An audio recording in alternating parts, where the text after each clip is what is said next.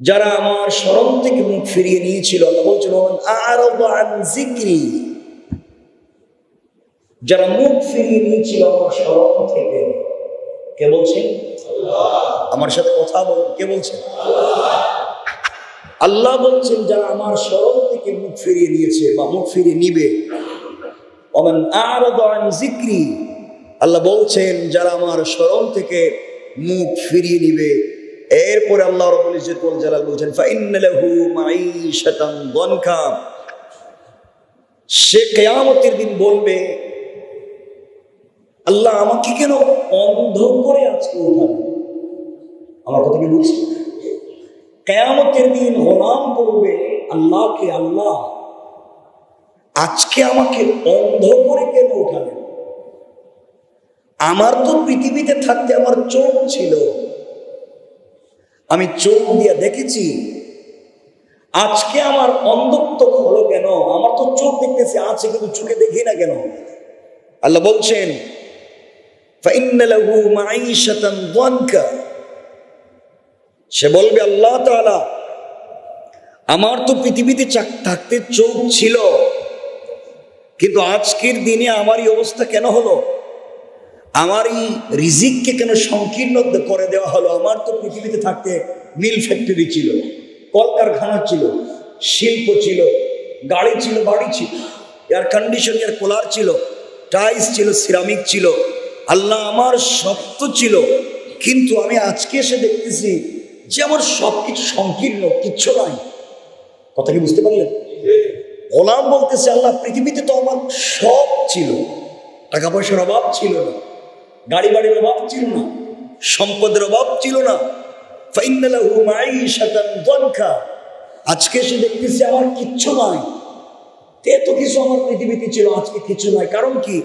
এরপরে বলছে ওয়ানাহশুরুহু ইয়াওমাল কিয়ামাতি আ'মা, আল্লাহ রাব্বুল ইজ্জত ওয়াল জালাল বলছেন, এবং সে বলবে আমি তাকে, আল্লাহ বলছেন আমি তাকে কিয়ামতের দিন অন্ধ করে উঠাবো, অথচ তার পৃথিবীতে চোখ ছিল। আমার কথা কি বুঝলেন? সে বলবে আল্লাহ আমার তো সম্পদ ছিল, আজকেও কিচ্ছু না। আল্লাহ বলছেন তার চোখও ছিল, ওই দিন আমি তাকে অন্ধ করে উঠাবো। কারণগুলো কি কি আমরা একটু সংক্ষেপ করে বলবো। আল্লাহ রাব্বুল ইজ্জত ওয়াল জালাল বান্দার প্রশ্নের জবাব দিচ্ছেন, বান্দারে দুনিয়ার জমিনে তোমার সম্পদ ছিল, গাড়ি ছিল, বাড়ি ছিল, সম্পদ ছিল, বান্দা আমিও জানি এই সম্পদগুলা তুমি শুধু শুধু পাও নাই, আমি আল্লাহ যদি না দিতাম বান্দা, তোমাকে দিয়েছিলাম ঠিকই, কিন্তু তুমি এগুলাকে ঠিক পথে ব্যয় করতে পারো নাই। সম্পদগুলাকে হালাল পথে অন্বেষণ করতে পারো নাই। 2 নম্বরই করে, চাঁদাবাজি করে, সুদ এবং ঘুষের কারবার করে, মিথ্যা বলয় তৈরি করে তুমি দুনিয়ার জমিনে সম্পদশালী হয়েছিলে। বান্দা আমি তো তোমাকে বলি নাই দুনিয়ার জমিনে অন্যায় বলয় তৈরি করে সম্পদের মালিক হতে। ও বান্দা, এত এত সম্পদ দুনিয়ার জমিনে করেছ, 10-15টা বাড়ি আছে তোমার ঢাকা শহরে, গ্রামের বাড়িতে তোমার বাড়ি আছে, ফ্যাক্টরি আছে, তোমার সম্পদের অভাব নাই। তোমার একটা আঙ্গুল হেলনে দুনিয়ার মানুষ তোমাকে ভয় পেত। তুমি বলেছো এর মাথায় আঘাত কর, মানুষ তাকে আঘাত করে মেরে ফেলে দিয়েছে। তুমি থানায় গিয়েও প্রভাব বিস্তার করেছো, গরিবের বিপক্ষে মামলা নিয়ে গিয়েছো, মানুষকে তুমি কষ্ট দিয়েছো, আত্মসাৎ করেছো, মানুষের প্রতি জুলুম করেছো, তুমি জালেম হয়ে গিয়েছিলে, মানুষকে কষ্ট দিয়েছো, গীবত শিকায়ত করে মানুষের চরিত্রে আঘাত করেছো। বান্দা, কারণ পৃথিবীর জমিনে কিয়ামতের দিনে সমস্ত নেক আমল যদি এক পাল্লায় রেখে দেওয়া হয়, আর বান্দার সৎ চরিত্র আরেক পাল্লায় রেখে দেওয়া হয়, আল্লাহ রাব্বুল ইজ্জত ওয়াল জালাল বলেছেন বান্দার এক পাল্লায় নামাজ আছে, রোজা আছে, হজ আছে, যাকাত আছে, কুরবানি আছে, দান খয়রাত আছে, সাদাকা আছে, মসজিদ আছে, মাদ্রাসা আছে, ইতিমখানা আছে, সব এক পাল্লায় রেখে দেওয়া যদি হয়, আর বান্দার উত্তম চরিত্র আরেক পাল্লায় যদি রেখে দেওয়া হয়, আল্লাহ রাসূল বুখারীর হাদিসে বলে দিয়েছেন ওই বান্দার উত্তম চরিত্রের পাল্লা যেদিকে থাকবে ওই পাল্লা ভারী হয়ে যাবে, আল্লাহ উত্তম চরিত্রের অধিকারী। আল্লাহ বলছেন আমার চরিত্রের মতো চরিত্র পৃথিবীর কোথাও নাই। আল্লাহর রাসূল তার বন্ধুকে উত্তম চরিত্র দিয়ে পৃথিবীতে প্রেরণ করেছেন। তিনি বলে দিয়েছেন আমার বন্ধুর মতো চরিত্র পৃথিবীতে আর নাই।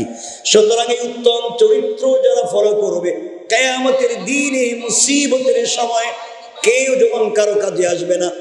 আল্লাহ রাব্বুল ইজ্জত ওয়াল জালাল বলে দিয়েছেন বান্দারে, উত্তম চরিত্র যদি তোমার থাকে পৃথিবীর কাউকে কিছু বলা লাগবে না, কেউ তোমার পক্ষে থাকা লাগবে না।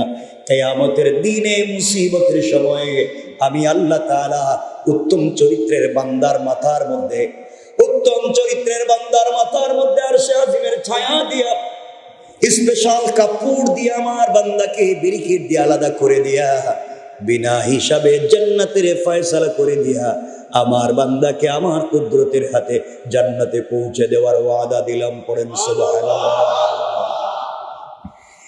এই জন্য আমি জানতে চাই না আপনি সালাত পড়েন কিনা আজকের আলোচনায়, না জানতে চাইবো না। শুধু আজকের আলোচনায় কথাগুলো বুঝবেন। আজকের আলোচনায় আমি জানতে চাইবো না আপনি সালাত পড়লেন কিনা, কারণ এক নামাজি মানুষও খারাপ চরিত্রের অধিকারী হতে পারে কি পারে না। আমি জানতে চাইবো না আপনি যাকাত দিলেন কিনা। অনেক যাকাত দাতা 2 নম্বরই ব্যবসা করে টাকার মালিক হতে পারে কি পারে না। আমি আজকে জানতে চাইবো না আপনি হজ করলেন কিনা, কারণ মানুষকে ঠকাইয়া ওই পয়সা দিয়েও হজ করতে পারে কি পারে না।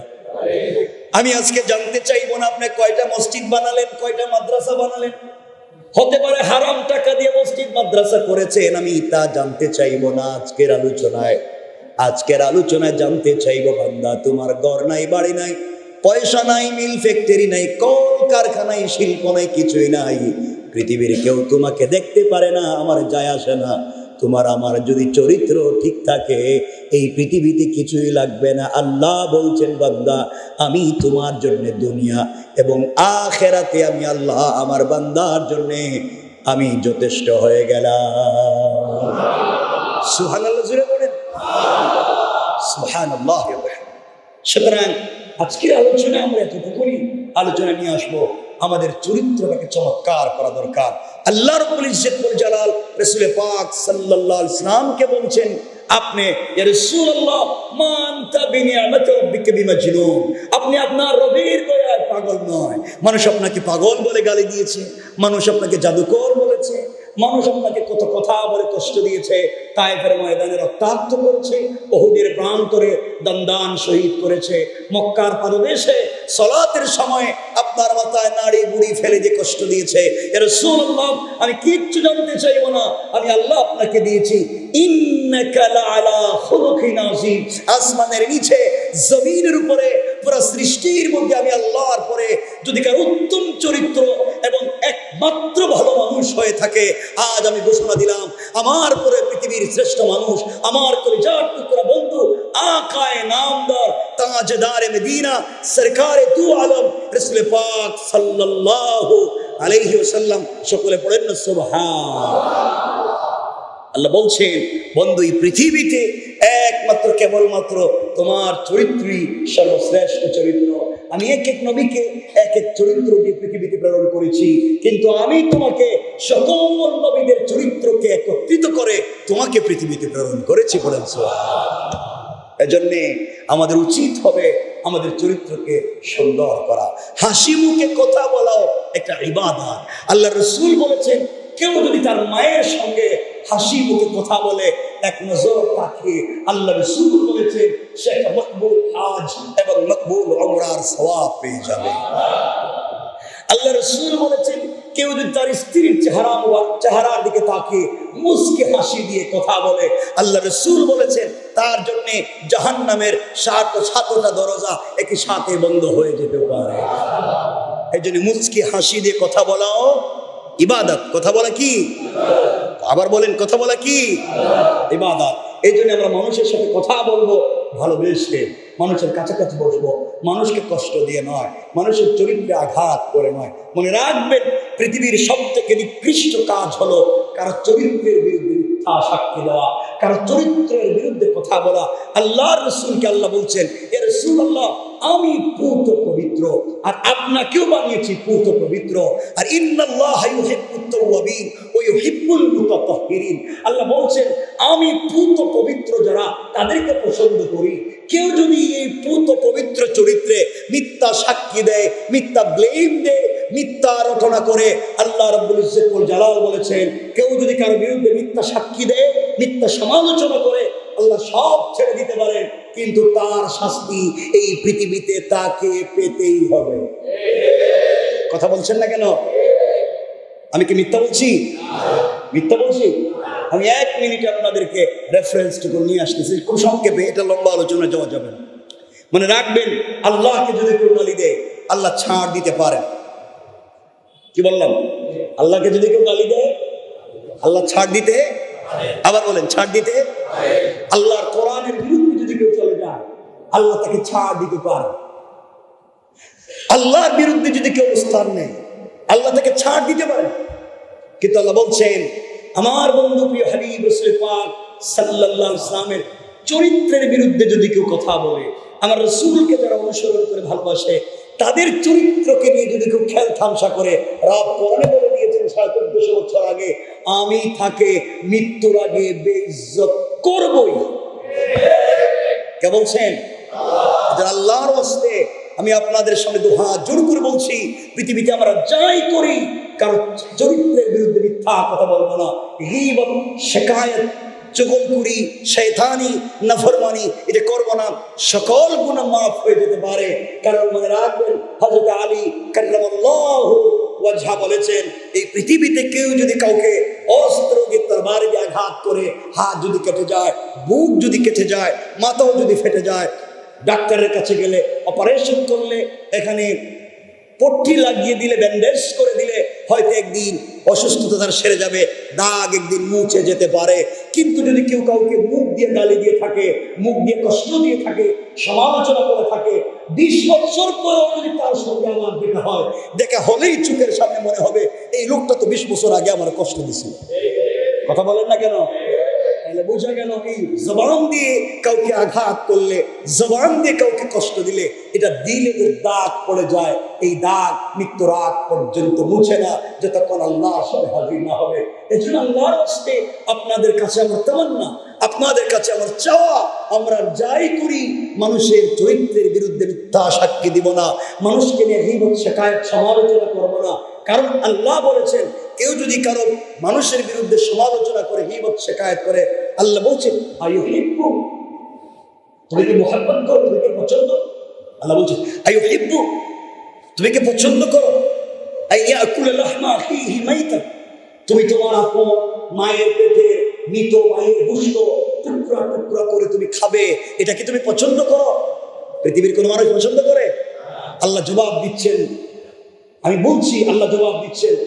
এরপরে শব্দে আল্লাহ বলছেন ফাকারিহতুমু, নিশ্চয় না, তুমি তোমার মায়ের পেটের ভাই মরে গিয়েছে, তাকে টুকরা টুকরা করে তার গোশত তুমি খাবে। এটা তো পৃথিবীর কুকুরেরাও করে না। এই কাজ তো সব থেকে নোংরা। সুতরাং এরপর আল্লাহ রাব্বুল ইজ্জত ওয়াল জালাল বলছেন এটা যেমন নোংরা, একজন মুসলমানের বিরুদ্ধে সমালোচনা করা, গীবত, শিকায়াত করা, আল্লাহ বলছেন তার চাইতে বেশি খারাপ কাজ। তাহলে মৃত ভাইয়ের গোশত খাওয়ার চাইতে খারাপ কাজ কি? আমার সাথে কথা বলতে হবে। গীবত, শিকায়াত, সমালোচনা, চুগলখড়ি, এগুলা আল্লাহ বলছেন মৃত ভাইয়ের গোশত খাওয়ার চাইতে বেশি খারাপ কাজ। এরপরে বলছে ইত্তাকুল্লাহ, আল্লাহকে ভয় করো। চায়ের দোকানে বসে, চায়ের আড্ডায় বসে আরেকজন ভাইয়ের বিরুদ্ধে বদনাম করো না। তোমরা বাড়িতে বসে আরেকজন ভাইয়ের বিরুদ্ধে সমালোচনা করো না। রব বলেছেন এগুলো হালাল না হারাম? আমাকে সবাই বলতে হবে হালাল না হারাম। কারো কোনো সন্দেহ আছে? কিন্তু আমরা চা বসে চা খাই, কলা খাই, বিস্কিট খাই, আর সমালোচনা করি অমুক কি করলো, কার ছেলে কার মেয়ে দিয়ে গেল, কার ছেলে কার মেয়ের সাথে ভেগে গেল। এগুলা নিয়ে আমাদের কথা বলতে বলতে মুরব্বীদের সময় শেষ হয়ে যায়। সালাত আযান হলে মসজিদে আসতে পারি না। আমরা কত হতভাগা, আমাদের সময় নাই, অথচ চার দোকানে বসে আড্ডা মারতে মারতে মানুষের সমালোচনা করতে আমাদের সময়ের অভাব নাই। কথা বলছেন না? কেন কষ্ট পাচ্ছেন? আমার কথা কষ্ট নিলেন? সুতরাং আমরা এই কাজগুলো করব, বলেন না কাজগুলো করব।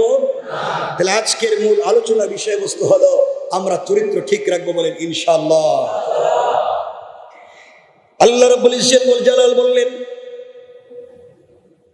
বান্দা আমাকে জিজ্ঞেস করেছে, আল্লাহ দুনিয়ার জমিনে সম্পদ ছিল, আজকে কেন আমার সম্পদ চলে গেল? দুনিয়ার জমিনে আমার চক্ষু ছিল, আজকে কেন চক্ষুর আলো নাই? আল্লাহ জবাব দিলেন, ক্বালা রাব্বি লিমা হাশারাতানি আ'মা ওয়া ক্বাদ কুনতু বাসীরা। আল্লাহ রাব্বুল ইজ্জত ওয়াল জালাল বলবেন, এমনি ভাবে আল্লাহ রাব্বুল ইজ্জত ওয়াল জালাল বলবেন, সে বলবে, হে আমার রব, ক্বালা রাব্বি, হে আমার রব, আমার পালনকর্তা, আমাকে কেন অন্ধ অবস্থায় আপনি আজকে উঠালেন? দুনিয়ার জমিনে তো আমার চক্ষু ছিল, আজকে কেন আপনি অন্ধ করলেন? দুনিয়ার জমিনে চোখ দিয়ে কত কিছু দেখেছি, আজ কেন আপনি আমাকে অন্ধ করে উঠালেন? আল্লাহ জবাব দিলেন, ক্বালা কাযালিকা আতাতকা আয়াতুনা ফানাসিতাহা ওয়া কাযালিকাল ইয়াওমা তুনসা। আল্লাহ রাব্বুল ইজ্জত ওয়াল জালাল বলছেন, বান্দা শোনো, আল্লাহ বলবেন, এমনি ভাবে তোমার কাছে আমার আয়াতগুলো পৌঁছে গিয়েছিল, তোমার কাছে আমার কথাগুলো পৌঁছে গিয়েছিল।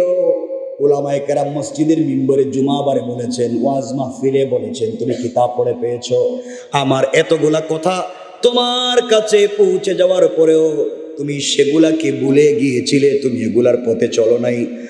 আয়াতুনা ফানাসিতাহা, তোমার কাছে আমার সত্য কথাগুলো পৌঁছে যাওয়ার পরে আমি বলছি গীবত করো না, আমি বলছি শিকায়ত করো না, আমি বলছি চুগলখড়ি করো না, অপবাদ দিও না।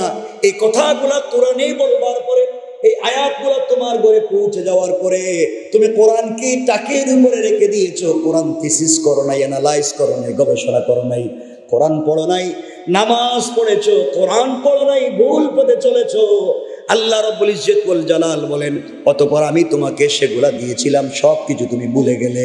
এই ভুলে যাওয়ার কারণে আজ কিয়ামতের দিনে আমি আল্লাহ তোমাকে ভুলে গেলাম, আর ভুলে যাওয়ার কারণে আজ তোমার চোখের আলো কেউ ফিরিয়ে দিতে পারবে না।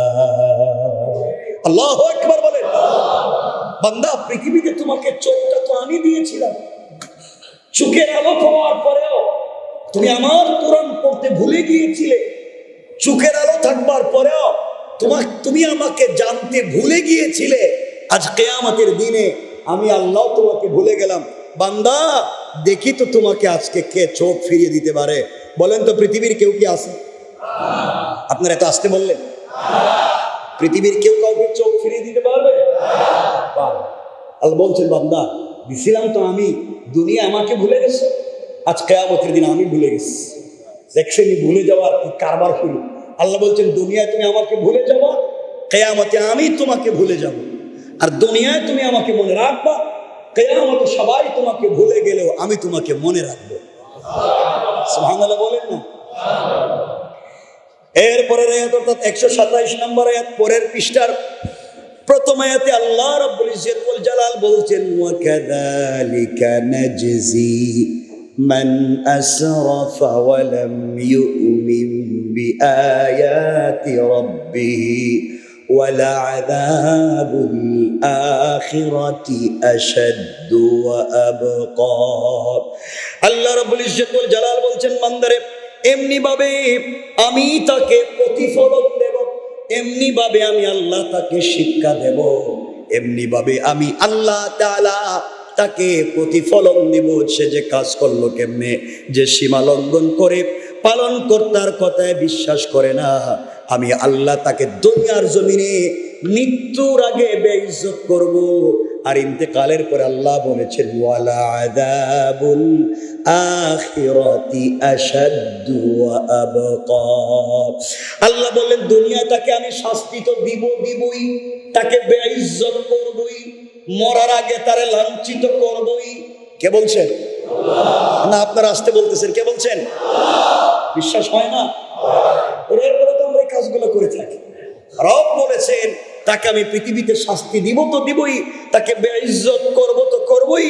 এরপরে বলেছেন আখিরাতে, ওয়ালা আযাবুল আখিরাতি আশাদ্দু ওয়া আবকা, এবং আখিরাতে তার জন্য রেখে দিয়েছি লাঞ্ছনাকর। কথাটা বুঝবেন, তার জন্য রেখে দিয়েছি লাঞ্ছনাকর অপমানজনক কঠোরতম শাস্তি, যা হবে আবকা, চিরস্থায়ী। কি হবে? কি শাস্তি দিবেন? আমার সাথে কথা বলেন না, কি শাস্তি দিবেন? দেখেন, আমি এমন কেউ না, আমরাই তো ভাই ভাই। আমি এমন কোন আলোচক জিন্দগিতে হই নাই যে আমি একা একা কথা বলবো, আমার শ্রোতা বুঝলো কিনা। কিয়ামতের দিন যদি আল্লাহ বলেন, কিরে তোরে তো বসাইছিলাম চেয়ারে, হাজার হাজার মানুষ থাকতে তোরেই বসাইছিলাম, আমার বান্দা বুঝলো কিনা একটাবার জিগাইলে না, আমার বান্দা বুঝছে কিনা, আমি 6666 আয়াত নাযিল করছি, এরপরেও বুঝছে কিনা, লক্ষাধিক আম্বিয়া কেরাম পাঠাইছি, এই নবী কেমনে বুঝাইলেন, আরেকজনকে পাঠাইছে আপনি আরেকটু বুঝাও, আরেকজনকে পাঠাইছে আপনি আরেকটু বুঝাও, এইভাবে করতে করতে লক্ষাধিক আম্বিয়া কেরামরে পাঠাইলাম। এরপরে আবার কিতাবও একটা দিলাম, দিয়া বলছি আলিফ লাম রা, কোরআন কারীমের 13 নম্বর পারা 14 নম্বর সূরা, সূরা ইব্রাহিমের প্রথম আয়াতে আল্লাহ বলেন আলিফ লাম রা কিতাবুন আনজালনাহু ইলাইকা লিতুখরিজান নাস মিনাজ যুলুমাতি ইলান নূর। ও বান্দা, আমি রাসূলের কাছে একটা কিতাব দিয়েছি, ম্যাগনেট, যার নাম আল কোরআন।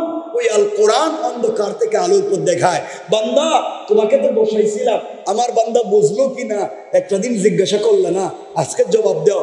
তো আমি এখানে ওয়াজ করি, মরার পর আমি বিপদে পড়তেছি, এই বিপদ নিয়ে আমি বিপদে যেতে চাই না। এজন্য না বুঝলে আবার বলবো, না বুঝলে আবার রিপিট করবো, না বুঝলে। কিন্তু যতক্ষণ না বলছেন বুঝছি, ততক্ষণ এই কথা আবার বলবো। এখন বলেন বুঝছেন কিনা? আপনারা বলেন বুঝছেন কিনা?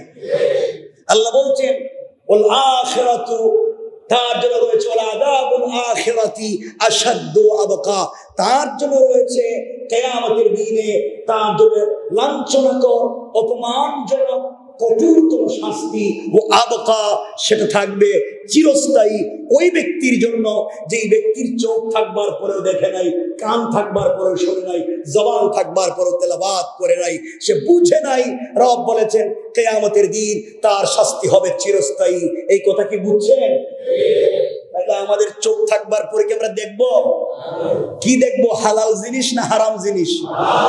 সবাই বলেন না হালাল। এটাও বলে দিলাম, কারণ আপনারা বলবেন হুজুর আপনি বলছেন দেখার কথা, হালাল না হারাম এটা তো বলবেন। তো এই তো বিপদে পড়ে যাবে, এই জন্য বলছি আপনারা দেখবেন হালাল না হারাম, কান দিয়ে শুনবেন হালাল না হারাম, মুখ দিয়ে বলবেন হালাল না হারাম, সমালোচনা হালাল না হারাম, গীবত হালাল না হারাম, জুহলপুরি হালাল না হারাম, বদনাম হালাল না হারাম। আল্লাহ এতগুলা বলছেন তিলকা হুদুদুল্লাহ, এটা আমার নির্ধারিত সীমারেখা, সাবধান, খবরদার, আমার সীমার উল্টা যাইও না, আমার সঙ্গে পাল্লা দিতে যাইও না। আমি সীমা দিয়ে দিয়েছি, এটা হালাল, এটা হারাম, তোমাকে হালালই মানতে হবে, হারাম ছেড়ে দিতে হবে। তোমার বুঝে ধরলে কি আর না ধরলে কি, এজন্য আমার বুঝে ধরলেও কি না ধরলেও কি, হারাম করব না, হারাম খাবো না, হারাম পথে চলবো। আল্লাহ কবুল করে বলেন আমিন।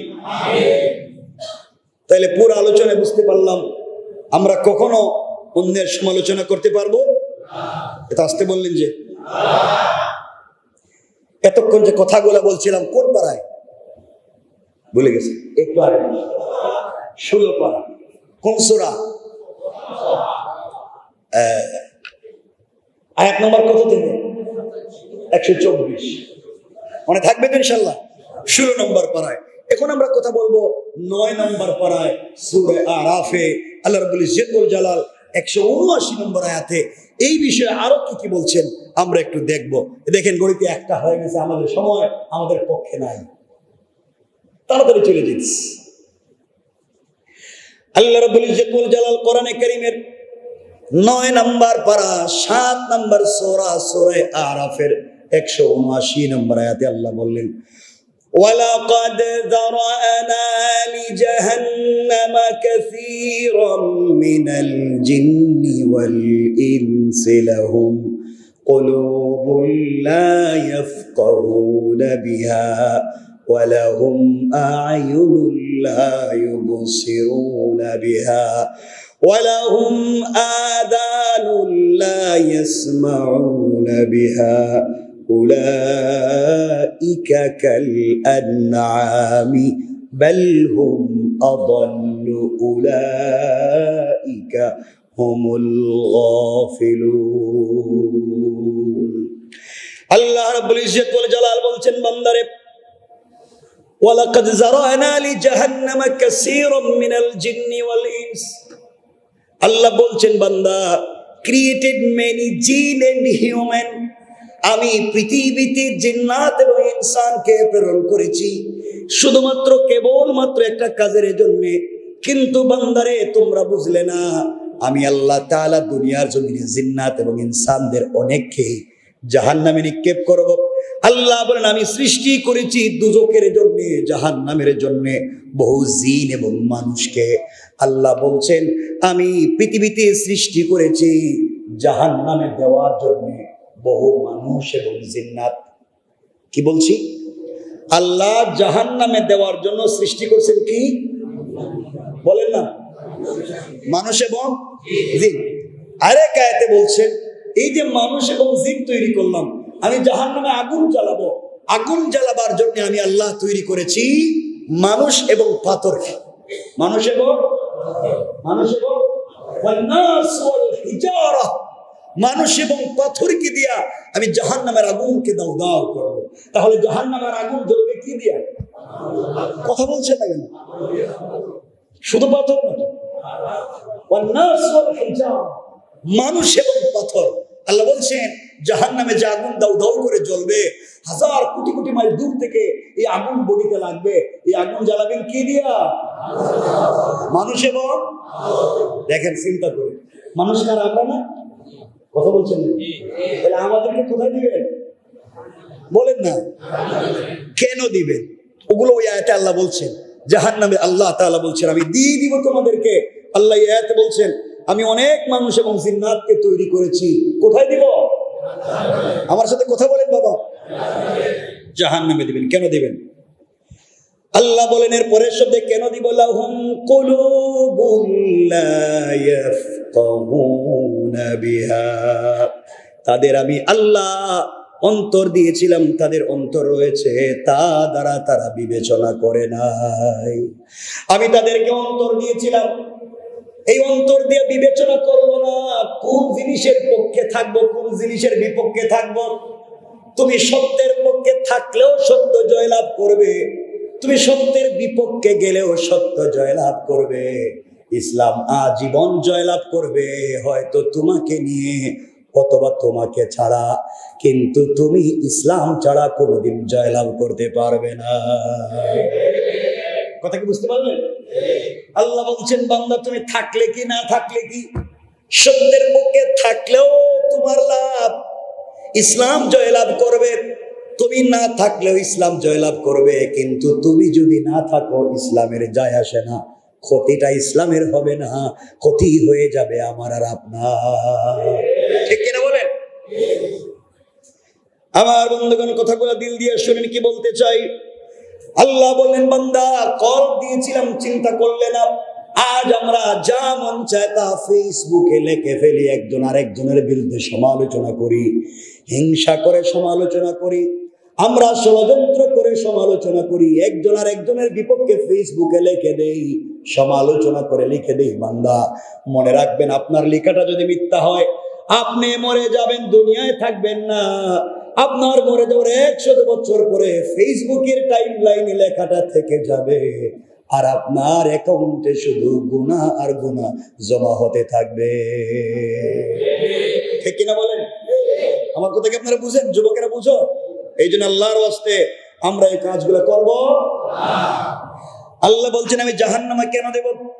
এক নাম্বার তাদেরকে কল দিয়েছিলাম, তারা কোনোদিন চিন্তা করে নাই। এরপর আল্লাহ বললেন ওয়ালাহুম আ'য়ুনুন লা ইউবসিরুনা বিহা, আমি আল্লাহ রাব্বুল ইজ্জত ওয়াল জালাল তাদের চোখ দিয়েছি, তাদের চোখ রয়েছে, তা দ্বারা তারা ভালো জিনিস দেখে নাই, ভালো জিনিস দেখে না, শুধু খারাপটাই দেখে। চোখ দিয়া ভালো জিনিসের পক্ষে থাকতে চাইলো না, খারাপ জিনিসের পক্ষে ওকালতি করলো। আল্লাহ বলেন সব সময় খারাপ জিনিসের পক্ষে থাকে শয়তান। জোরে বলেন কে? আর ভালো জিনিসের পক্ষে কে? আমরা ভালোর না খারাপের পক্ষে বলেন? আমাদের সাথে আছেন কে? আল্লাহ বললেন বান্দারে, চোখ থাকবার পরেও তুমি ভালো জিনিসটুকে দেখলে না, দিল থাকবার পরেও ভালো জিনিস চিন্তা করলে না। এরপর আল্লাহ বলেন ওয়ালাহুম আযানুন লা ইয়াসমাউনা বিহা, তোমাকে কান দিয়েছিলাম, কান দিয়ে ভালো কথা শুনলে না, কান দিয়ে ভালোটা না শুনে কান দিয়ে খারাপটা শুনলে তার পক্ষে উকালতি করলে। আল্লাহ রাব্বুল ইজ্জতুল জালাল বলছেন এরা খারাপ, উলাইকা কাল আনআমি বাল হুম আদাল। আল্লাহ বলেন যাদের দিল থাকবার পরও চিন্তা করলো না, চোখ থাকবার পরে দেখলো না, কান থাকবার পরেও তারা শুনলো না, আল্লাহ বললেন এরা চতুষ্পদ জন্তুর মতো, বাল হুম আদাল, বরং কুকুরের চাইতেও আরো খারাপ। নাউজুবিল্লাহ বলেন। এরপর আল্লাহ রাব্বুল ইজ্জতুল জালাল বলছেন এরা কারা? আল্লাহ বলেন উলাইকা হুমুল গাফিলুন, তারা ওই সমস্ত লোক হয়ে গিয়েছে যারা গাফেল হয়ে যায়, যারা শৈতন্য প্রদর্শন করে ভালো জিনিসের পক্ষে থাকতে চায় না। আল্লাহ বলেন তারা গাফেল, আর গাফেলদের জন্য আল্লাহ রেখে দিয়েছেন জান্নাত না জাহান্নাম? বলেন কি রেখে দিয়েছেন? জাহান্নাম না জান্নাত? আমরা কোথায় যেতে চাই? কেমনে যাব চিন্তা করুন তো। আজকের পুরো আলোচনায় কি বুঝলেন? আল্লাহ বলছেন দিল দিলাম চিন্তা করলে না, চোখ দিলাম দেখলে না, কান দিলাম শুনলে না, যাও জাহান্নামে দিব। এরপর আল্লাহ বলছেন আসাদ্দু আবকা, আযাব তো দিব যেটা চিরস্থায়ী দিব। কেন তুমি এগুলা করলে? এখন আপনারা আমাকে বলেন, আমরা কি চিরস্থায়ী জাহান্নামে যাইতে চাই না অস্থায়ী? হ্যাঁ, অস্থায়ী। আমরা তো যাইতেই চাই না। স্থায়ী আর অস্থায়ী কি? আমরা তো যাইতেই চাই না, ঠিক কিনা বলেন? কিন্তু আমি বললাম চিরস্থায়ী না অস্থায়ী, এখানে কইতেছে অস্থায়ী যাইতে। অস্থায়ী কেমন? আমরা তো যাইতেই চাই না। আল্লাহ আমাদের হেফাজত করো, বলেন আমিন। আরো জোরে বলেন আমিন। মনে থাকবে তো ইনশাআল্লাহ? মনে থাকবে তো ইনশাআল্লাহ? আবার বন্ধুগণ কথাগুলো দিল দিয়ে শুনে নেবার কি বলতে চাই। এই দুনিয়ার জমিনে আমি আপনি থাকবো না। দুনিয়ার জমিন থেকে আপনাকে আমাকে আজ না হয়ে কাল বিদায় নিয়ে চলে যেতে হবে। পৃথিবীর সবাই একে একে চলে যাচ্ছে।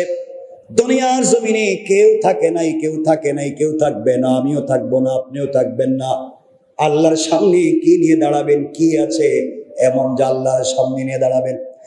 আল্লাহর সামনে নিয়ে যাওয়ার মতো আমার আপনার কাছে কিছুই নাই। এই জন্য আপনাদের কাছে ছোট্ট করে আজকে বলে দেই, দুনিয়ার জমিনের কোন জিনিস নিয়ে আল্লাহর সামনে হাজির হওয়া যাবে না। কিন্তু আল্লাহ বলেছেন বান্দারে, তুমি যদি কোরআন তেলাওয়াতকারী হও, কোরআনের সঙ্গে সম্পর্ক রাখো, কোরআন ওয়ালার সঙ্গে যদি সম্পর্ক রাখো, আল্লাহ বলছেন বান্দারে কবরেও আমি তোমার সাথে আছি, মিজানেও সাথে আছি, পুল সিরাতেও সাথে আছি, এমনকি তোমাকে সুপারিশ করে করে আল্লাহর জান্নাত পর্যন্ত পৌঁছে দিবে। কোরআন পড়েন সুবহানাল্লাহ। এই জন্য কোরআনের পাশে থাকবো তো ইনশাআল্লাহ। কিন্তু আমরা এমন খারাপ, রাগ করবে না, ডোন্ট মাইন্ড, আমরা এমন খারাপ হয়েছি, বাপ চুরি করে, বেঈমানি করে, মিথ্যা কথা বলে, আমার খেয়ানত করে, বাপ খারাপের খারাপ। কিন্তু হুজুর আমি যত খারাপ হই না কেন, আমার ছেলেটার হাফেজ বানাইতে চাই। কথা বলেন নাকি? হুজুর আমার ছেলেটা একটু বড় আলিম হোক, এটা আমি চাই। আল্লাহ কই শয়তান খবর কি? তোর ফ্যাক্টরি থেকে যে প্রোডাকশন করলি, যে মালটা তোর ফ্যাক্টরি থেকে দিলি, তুই খারাপের খারাপ, এই ফ্যাক্টরি থেকে কেমনে ভালো জিনিস আশা করা যায়? কথা বলছেন না কেন? মানে রাখবেন, আল্লাহ বলেন আপনার ছেলেকে ভালো মানুষ বানাবেন। কথাগুলো আবার বলছি, আপনি খারাপ, আপনি ছেলেকে ভালো মানুষ বানাতে চান, এই শিক্ষা আপনাকে দিয়েছে কে? এই ভুয়া শিক্ষা আপনাকে দিল কে যে আমি খারাপ হয়ে যাই? আমি যত খারাপ হই না কেন, আমি আমার বাচ্চাটাকে ভালো বানাতে চাই, এই কথাটা শিখাইল কে? পুরা কোরআন সুন্নাহর বিরুদ্ধে এই কথাটা তোমার বুঝাইছে কে? যে তুমি খারাপের খারাপ থাকো, সন্তান ভালো হয়ে যাক। অথচ আল্লাহ বলছেন কে ভালো হইল, কে খারাপ হইল আমি জানতে চাই না, আমি জানতে চাই তুমি ভালো হলে কিনা। কথা বলেন না কেন? আল্লাহ বলতে চাইলেন কে খারাপ হলো, কে ভালো হলো আমি জানতে চাই না। যদি নিজের সন্তানকে ভালো বানাতেই হবে, এইটা যদি কনসেপ্ট হয় তাহলে হযরত নূহ আলাইহিস সালাম জান্নাতে যেতে পারবেন না, কারণ নূহ আলাইহিস সালাম তার ছেলে কেনানকে ভালো মানুষ বানাতে পারেন না। দেখছেন নি কথা? বুঝবেন? যদি আমার স্ত্রীকে ভালো মানুষ বানাতেই হবে এই চিন্তা থাকে, হযরত লূত আলাইহিস সালাম জান্নাতে কেমনে যাবেন? কারণ নিজের স্ত্রীকেই তো ভালো মানুষ বানাতে পারেন। যদি নিজের বাপকে ভালো মানুষ বানাতে হতো এই চিন্তাটাই সিদ্ধান্তশীল হতো, হযরত ইব্রাহিম আল-নবীনা আলাইহিস সালাম জান্নাতে কেমনে যাবেন? কারণ নিজের বাপকেই তো ভালো মানুষ বানাতে পারেন। কথা কি বুঝলেন আমার? না বুঝেন নাই? সুতরাং আল্লাহ বলছেন, বান্দা কে ভালো হইলো কে খারাপ হইলো ওটা আমি জানতে চাই না, আমি জানতে চাই তুমি ভালো হলে কিনা। এই জন্য রব বলেছেন, কু আনফুসাকুম,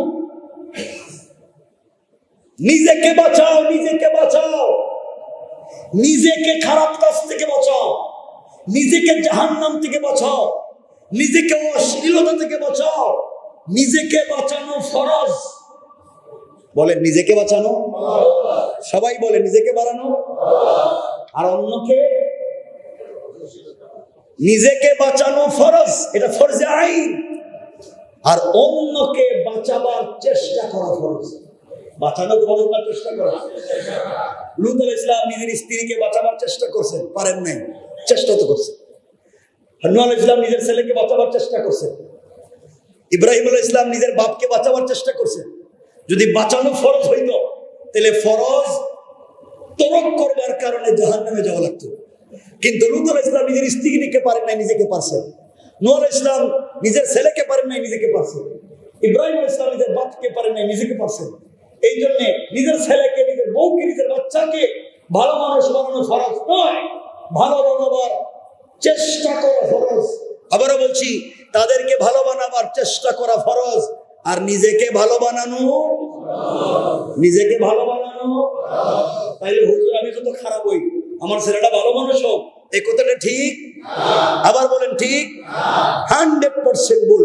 আল্লাহ বলছেন নিজেরে বাঁচাও, আপনি বলছেন আমি খারাপ হই, ছেলেরে বাঁচাও। আল্লাহ বলেন এই কথা তো আমি কই নাই। আমি বলছি নিজেরে বাঁচাও। কত কথাই তো বলার থাকে, সময় তো আমাদের পক্ষে থাকে না, ওটা বিপক্ষে। এটাও ঠিক কইতেছি। কি দুঃখ ভিতরে জমা আছে আল্লাহই জানে। কত দুঃখ হয়তো থাকতে পারে, বউ হয়তো বাসায় জ্বালাতন করে, হইতে পারে না, কত কষ্টে মানুষ থাকে। মানে রাখবেন, আপনি কাউকে কষ্ট দিয়ে, আপনি তাকে বাড়ি থেকে বের করে দিবেন, আল্লাহ হয়তো আপনাকে গোটা দুনিয়ার থেকে বের করে দিতে পারে। ঠিক আছে?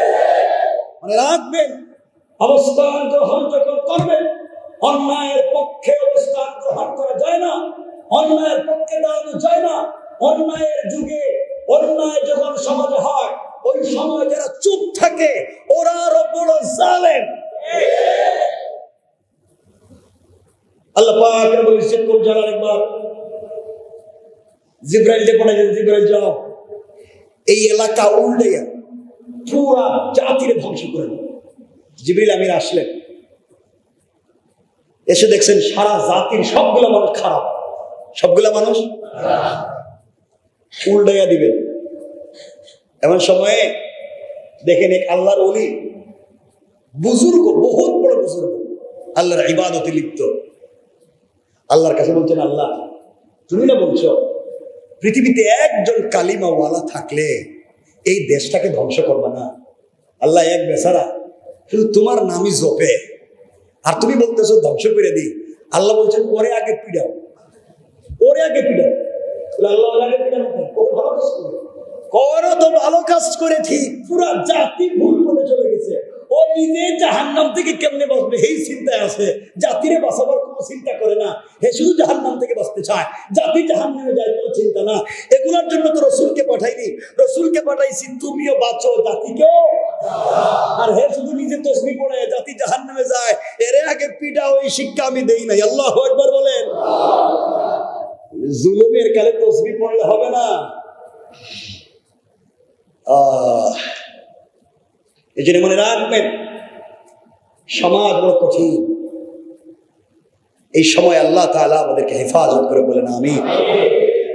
ঈমান নিয়ে যেন কবরে যেতে পারি, বলেন আমিন। আমাদেরকে কেউ যদি কষ্ট দেয়, আপনাকে আমাকে কেউ যদি দুঃখ দেয়, তোমার আমার বিরুদ্ধে যদি লেগে যায়, হামলা করে, মামলা করে, লেখালেখি করে, কষ্ট নিয়েন না। মানে আপনার বিরুদ্ধে গেলেও কষ্ট নিয়েন না। কষ্ট নেবেন কে? আপনি কষ্ট নিতে যাবেন কে? আপনার দায়িত্ব নিছেন কে? তো আপনার দায়িত্ব আল্লাহ নিছেন, উনি এটা দেখবেন। আপনার এগুলো নিয়ে দেখার চিন্তা নেই, আমার আপনার দেখার চিন্তা নেই। আমার আপনার কাজ এই পৃথিবীর সকল, এই যেখানে যারা বসছেন, এই সকল মানুষকে আমি খুশি করতে পারবো। আমি সবাই খুশি করতে পারবো। সবাই আমার উপরে খুশি হোক, এটা আমি চাইও না। আপনারা খুশি হতে পারবেন না, কিন্তু আমি আপনাদের সবাইকে খুশি করতে না পারলেও আমি একজনকে পারবো। তিনি কে? আমি একজনকে খুশি করতে পারবো। রব বলেছেন, এই পৃথিবীর মানুষের পিছনে বৃথা চেষ্টা করার চাইতে আমি আল্লাহকে খুশি করবো আর জন্য লেগে যাও বান্দা। আমি রব কথা দিলাম, কেউ তোমার পক্ষে থাক আর না থাক, আমার আপনার পক্ষে থাকবেন কে? তো যে কথা থেকে কথা এতগুলো নিয়ে আসছি, আপনাদের মনে আছে কিনা আমি বলছিলাম, দেখেন তো আলোচনায়, যে আল্লাহকে গালি দিলে আল্লাহ ছেড়ে দিতে পারেন, আল্লাহর কোরআনের বিরুদ্ধে গেলে ছেড়ে দিতে পারেন, কিন্তু আল্লাহ রসুলের বিরুদ্ধে গেলে আল্লাহ ছাড় দিবেন। কথা কি বলছিলাম? এই কথায় আমরা আবার ফিরে আসলাম, কারণ সময় কমে গেছে।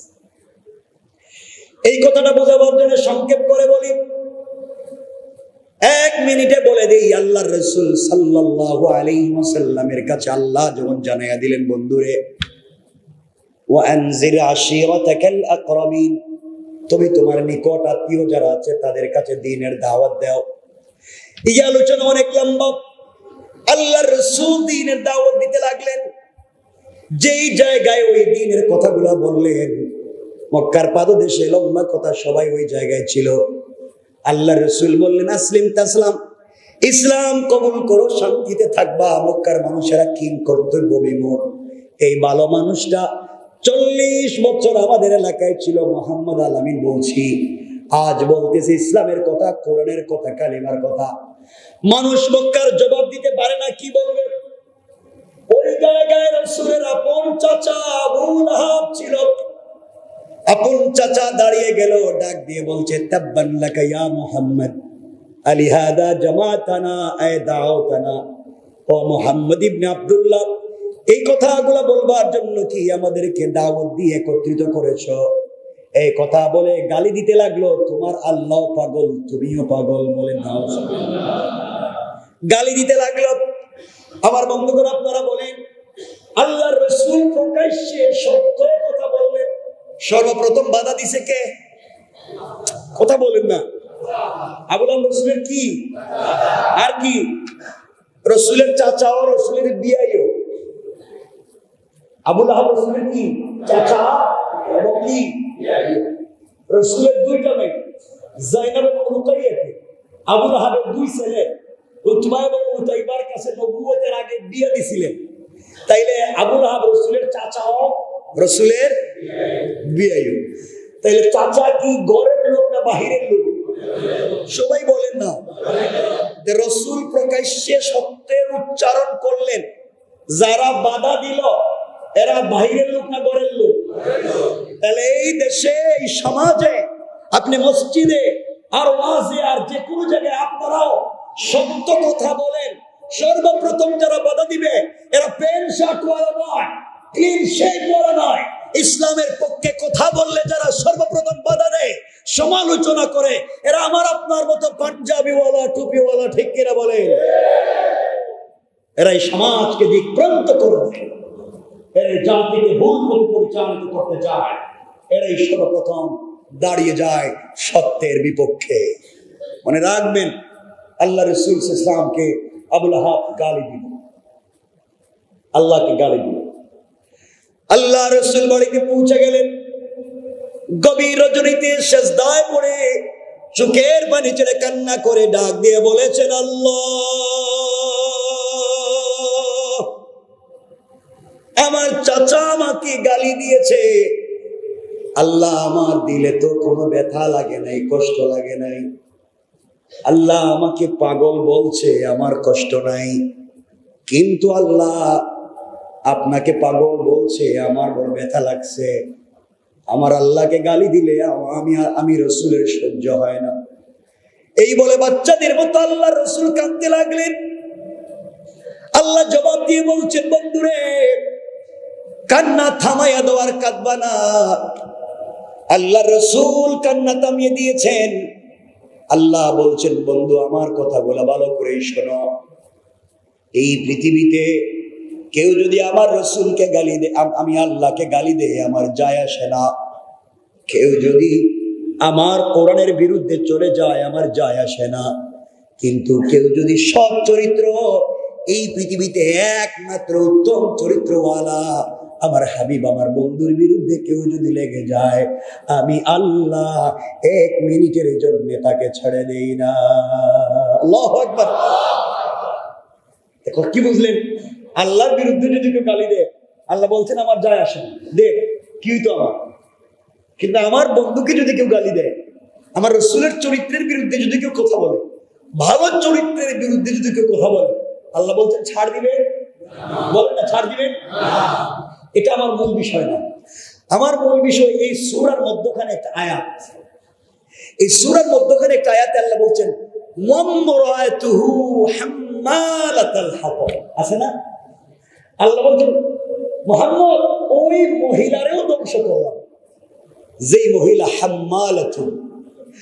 হাম্মালাতুন শব্দের 2টা তাফসীর মুফাসসিরিনে কেরাম তাফসীরের কিতাবে করেছে।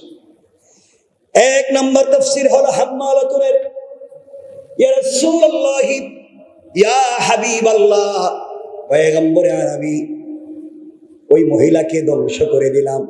যেই মহিলা আপনি সত্যের উচ্চারণ করেন, আপনি সত্যের পক্ষে থাকেন, আপনি সত্যের পক্ষে চলেন, আপনি সত্যের জন্য দাওয়াত দেন, এই কথাগুলা যারা সহ্য করতে পারে নাই, যেই মহিলা রাস্তায় গিয়ে কাটা ফেলে আপনার দিনের রাস্তায় ডিস্টার্ব করে, ওই মহিলাকেও ধ্বংস করে দিলাম। হাম্মালাতুন শব্দের 2 নম্বর ব্যাখ্যা, ওই মহিলাকে ধ্বংস করে দিয়েছি ইয়া রাসূলুল্লাহ, যেই মহিলা ঘরে ঘরে বাড়ি বাড়ি রাস্তায় রাস্তায় দোকানে দোকানে গিয়ে আপনার বিরুদ্ধে মিথ্যা সমালোচনা করে, শিকায়ত করে, আপনার বিরুদ্ধে গিয়ে গাল মন্দ করে, মানুষের কাছে পাবলিকের কাছে মিথ্যা কথা বলে, তার দলকে বাড়ি বানাতে চায়, দলকে বড় বানাতে চায়, মিথ্যা কথা বলে।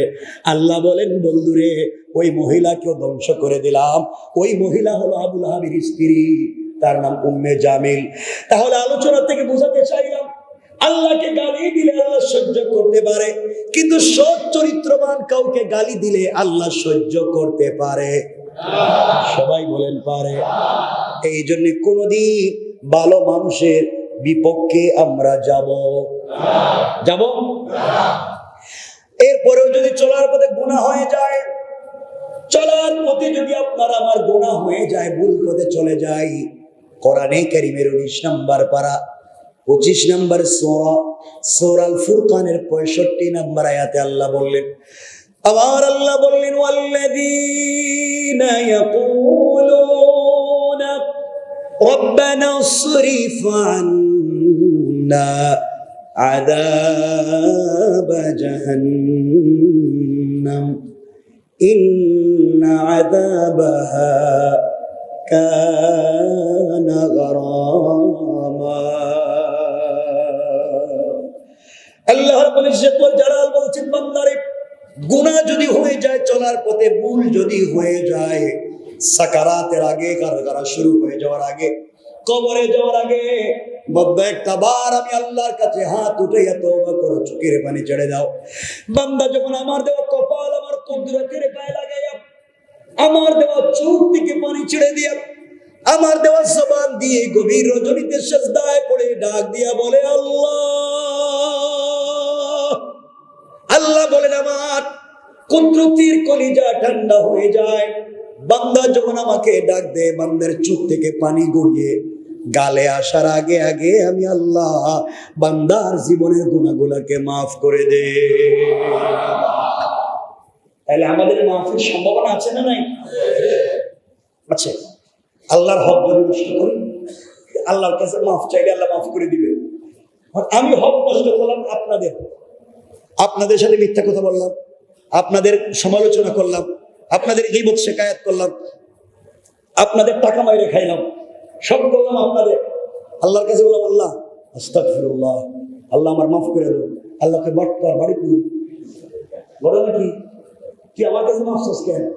তুই সমালোচনা করলে এই মসজিদে, তুই সমালোচনা করলে এই মানুষের, গীবত শিকায়াত করলে এই ভালো মানুষের, মাফসোস দিকে আমার কাছে, আমার কাছে তো কিছু নয়, মাফ তো চাইবে ওই ব্যক্তির কাছে। কথা বলেন না কেন? কথা কি পরিষ্কার হয়েছে?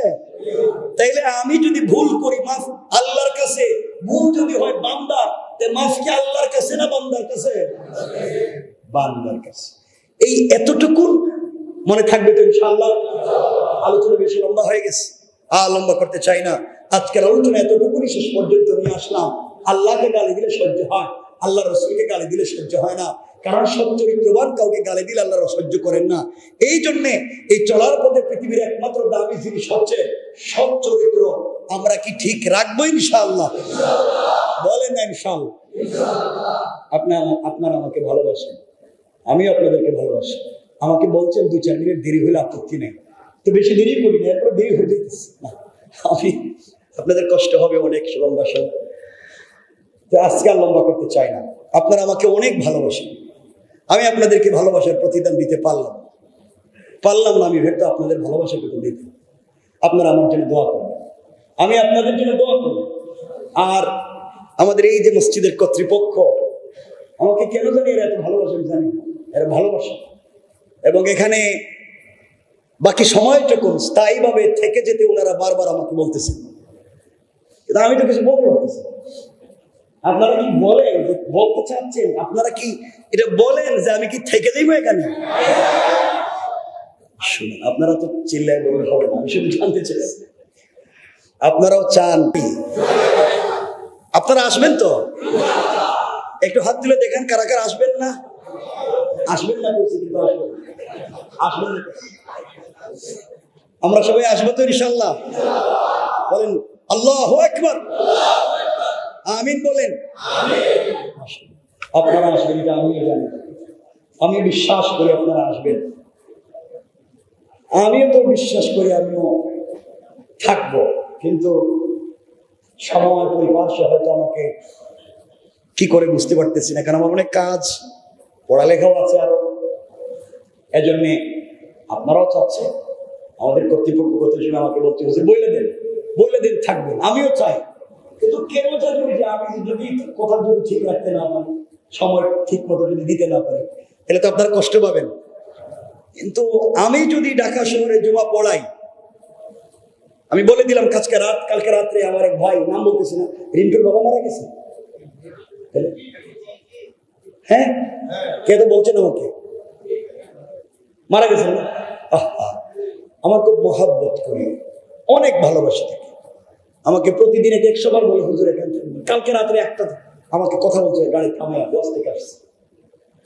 কিন্তু এই ভালোবাসা যখন থেকে যাবে ইনশাআল্লাহ, আমি কথা দিছি, আজকে বলতেছি, আমি যদি ঢাকা শহরে জুমা পড়াই স্থায়ীভাবে, তাহলে এখানেই পড়াবো ইনশাআল্লাহ।